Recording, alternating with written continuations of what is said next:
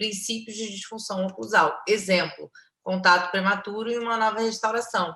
Isso pode gerar uma mordida unilateral, isso pode gerar uma disfunção oclusal, pode gerar um diastema, pode gerar uma vestibularização, diagonal de Tillemann, por exemplo, uma faceta de desgaste, quando bruxista, somando alterações de padrões cêntricos e excêntricos, rotação de mandíbula, tudo isso, se você for somando inúmeros fatores de risco oclusal, podem culminar num problema, mas existe uma margem de adaptabilidade funcional e estética. É isso que eu quero conversar com vocês. Desmitificar disfunção temporomandibular e dente. Existe uma relação de fator de risco, mas a disfunção temporomandibular está longe de ser resolvida por ajuste oclusal, está muito longe. Então, há uma margem de adaptabilidade funcional e estética e também autolimitante. Exemplo, uma restauração alta, a mandíbula tende a rotacionar com o tempo. Um incisivo muito bojudo, ausência de guia protusiva, por exemplo. O paciente veio com... Vou falar muito disso na jornada do planejamento, sobre restaurações, erros de planejamento que muitas vezes jogam essa mandíbula para trás por causa do volume central ou inclinação da guia protusiva. Então, aqui, uma restauração alta no molar tende a fazer uma rotação de mandíbula, onde eu vou ter um estiramento do lado mais alto para comprimir o outro lado, porque eu tende a rodar essa mandíbula por giroacomodação e adaptação. Isso é capaz de gerar uma DTM? Não. Tem vários limiares de adaptação estrutural e funcional.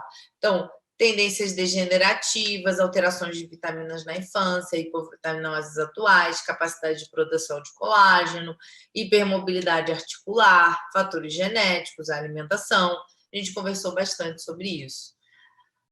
O que eu devo analisar no meu paciente? Boca fechada, setor posterior, contatos bilaterais iguais e simultâneos, prematuridades em contatos cêntricos, setor anterior, a ausência de contatos ou contatos leves. Isso devem ser os nossos critérios. Sempre de canino para trás, contatos bilaterais e simultâneos, e os caninos eles passam a ser fundamentais para o posicionamento condilar cêntrico, contatos bilaterais simultâneos de canino na mesma intensidade, côndilo em posição. Setor anterior, ausência de contatos ou contatos leves. Movimentos mandibulares, eu vou sempre observar movimentos protusivos, de guia incisal, critério função em grupo, desoclusão posterior. E movimentos laterais, desoclusão canina, desoclusão em grupo, critério desoclusão em lados de balanceio. Sobre disfunção temporomandibular ou sobre dor, o toque no lado de balanceio, ele é pior, ele é mais prejudicial do que um toque do premolar no lado de trabalho, por exemplo. Então, o lado de balanceio, ele tende a ser o lado mais crítico por causa do movimento do côndilo, né? Ele sai mais da cavidade. Então, lembrem-se do espaço biológico articular e como a gente pede a tomografia computadorizada com corte de 1 milímetro da ATM bilateral. Hoje em dia eu peço só de boca fechada para verificar o espaço articular, fazer as medidas dos espaços articulares.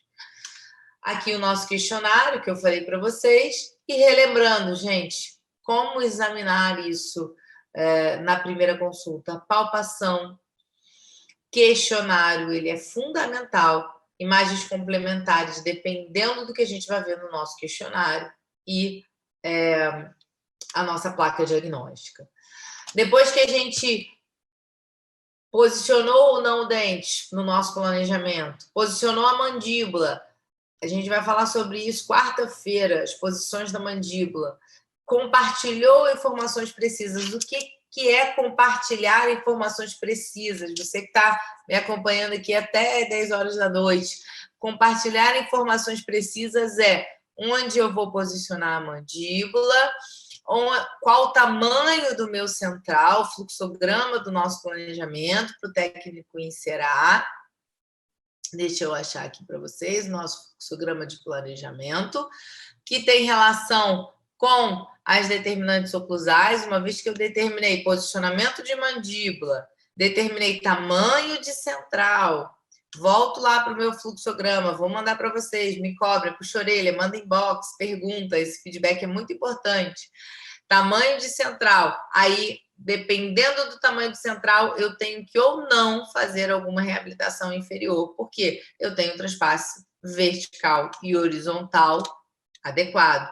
O vertical é mais fácil da gente ver numa foto frontal. O horizontal, dependendo desse transpasse horizontal aqui, eu preciso ou não reposicionar essa mandíbula.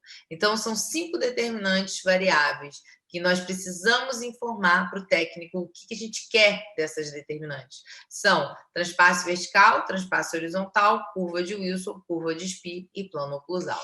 Isso tudo vai ser informado para o nosso técnico para o encerramento de diagnóstico, para o encerramento na posição ideal. Uma vez que a gente determinou se o paciente determinou o paciente, aonde vai estar essa mandíbula do paciente, a gente vai provar, fazer os nossos testes e aí sim seguir com a reabilitação nessa posição. Uma vez que a fonética está adequada, que o espaço das restaurações está adequado, que a carga mastigatória está adequada, que nós estamos testando o paciente com as provisórias adesivas durante esse período, o paciente está controlado, com bruxismo controlado. Lembrando, o bruxismo está no sistema nervoso central, então a gente precisa saber se é noturno ou diurno, cêntrico ou excêntrico, ou os dois, e como controlar esse paciente. Se a gente vai ter que mexer no sono dele, se a gente vai usar placa, mais algum ajuste de sono, ou se a gente vai usar placa diurna, como que a gente vai trabalhar esse bruxismo no nosso paciente. Disfunção temporomandibular, se é articular, ressonância magnética, exames, o que é um estalo, disco sai do lugar e volta, ele é recapturado, ele não é recapturado. Ressonância para vermos essa articulação de fato.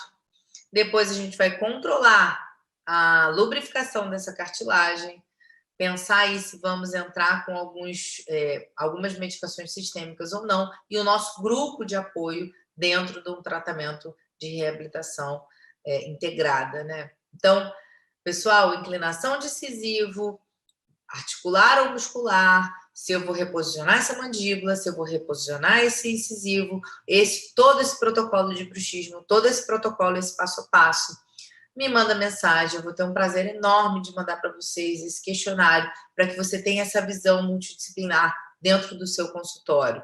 Não é fácil reabilitar, porém, quanto mais protocolos você tiver dentro da sua clínica, mais fácil e simples isso fica. A gente precisa mapear tudo que pode acontecer dentro de uma reabilitação. Quando se torna previsível, você tem o controle do planejamento. Então, é importante demais planejamento dentro da reabilitação. Se reabilitação é algo que envolve muitas especialidades, nós como planejadores, nós como clínicos, a gente tem que entender dessas causas multifatoriais.